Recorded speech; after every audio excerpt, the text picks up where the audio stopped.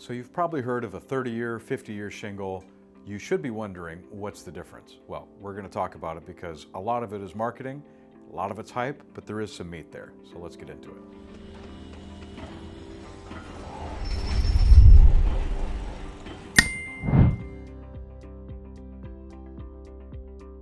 Hi, I'm Jim Singletary with Roof Smart, and you're here because you're wondering what the difference is between a 30 and a 50-year shingle, and I'm going to explain it to you. How it's put together, the cost, the warranty, the difference or lack thereof, and ultimately why it matters to you in the end, why you would pick one over the other.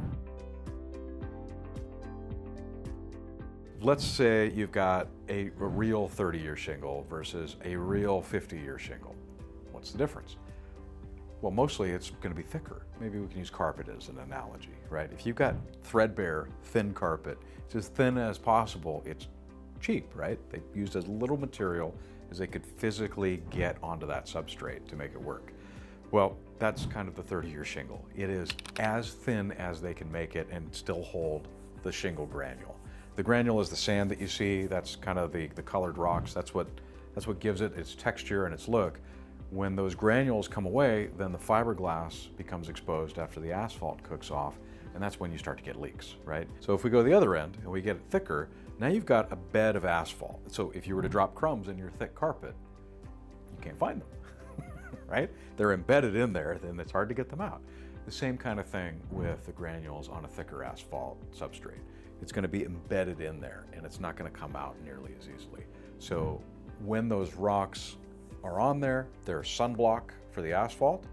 They're also grip for anybody walking on it. Your basic 30-year shingle is fairly thin. It's going to be in the range of, say, 190 to 220 pounds per 100 square feet. Sounds like a lot, but it's over 100 square feet, so it's like 2 pounds a square foot. It's not a lot. What is a 50-year shingle? Well, it's going to be 300 plus pounds per 100 square feet, or per square, as we say. That can go from 305 pounds up to 475 pounds per square. As it would imply, that's a lot thicker.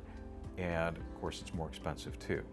Labor costs tend to be sort of similar between them because, you're still just putting the shingles on, but it's a lot thicker, and that's primarily you're going to have a difference in just that shingle cost. All the other components of the roof will probably be the same. It could be 15 to 20% more end cost to you to have a shingle that's twice as thick. Let's talk about how you can tell just by looking. Bad news, you can't. So let's look at Certainty, one of the largest shingle manufacturers.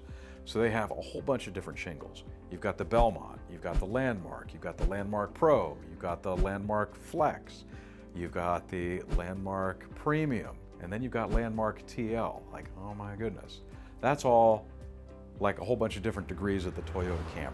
Right? The Landmark is the basic one, and that's going to be, 215 pounds per 100 square feet, something like that. The Pro jumps up to 270, right? And then the Premium is like 302. But they all look the same. Like if you're looking at the shingle, it looks the same. It's just thicker, thicker, thicker. There are some 50-year shingles that have a different design, like the presidential shingle. That sounds fancy, and it is, but you can't tell by looking at it. You can really only tell if you know. Of course, to confuse things more, you have other brands. So maybe you have Owens Corning, and they've got the Oak Ridge, and the Duration, and the Duration Flex, and the Duration Designer, and the Duration Premium. You get the idea. It can be a little much. Roofing manufacturers would have a 20, a 30, a 40, a 50-year shingle, and they had a warranty that was 20, 30, 40, or 50. Well, right about 2007, GAF changed all of their shingles to have a limited lifetime warranty, 50 years. So they took a 20-year shingle and slapped a 50-year warranty on it. Now, how'd they do that? Well, they just did it. They didn't change the shingle, they just changed the warranty. I think what they did is they have a bunch of smart actuaries. They figured out that most people move or die well before the roof fails. So the average homeowner changes every 7 years. Okay. So if they have a 20-year shingle with a lifetime warranty, but it doesn't transfer, it sounds good, they sold a lot of shingles. Well, within a year, every other manufacturer did the same thing, so now it's super confusing. So you'll have people that will sell you a 30-year shingle as a 50-year shingle, and they are not equivalent.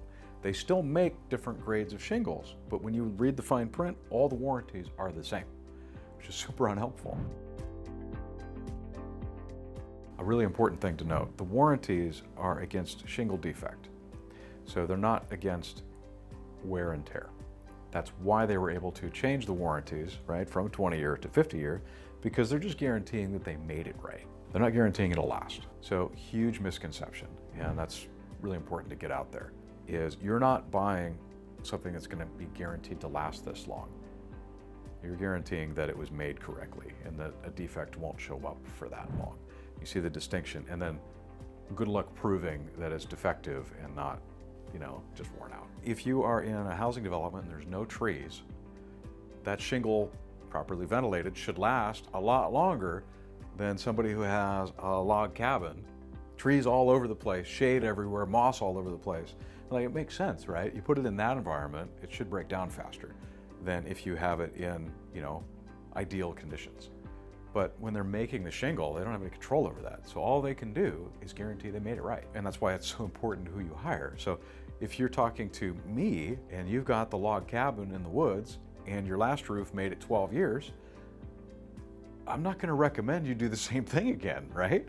We're gonna talk about something that's gonna hold up a little bit better in that environment. Of course, the shingle manufacturer doesn't want me to do that. They're happy to replace your roof every 12 years with a new shingle, but that's not good for the environment. That's not good for your pocketbook, and it's just not the way I'd want to be treated. So that's when we talk about, again, a different material, and there's lots of those available. Everybody's got a different situation for what they value, but what we want to do is make sure you're informed so that you're not misled or making a buying decision based on false advertising. So this is just a little taste of really the various options that you have when you're trying to pick your roof. And this subset of the 30-year versus the 50-year, there's like 50 options in there. So you're not supposed to know what's a good fit for you. That's why you would, call us. Give us a ring or schedule an appointment using the contact form. Let's get together so we can nail it.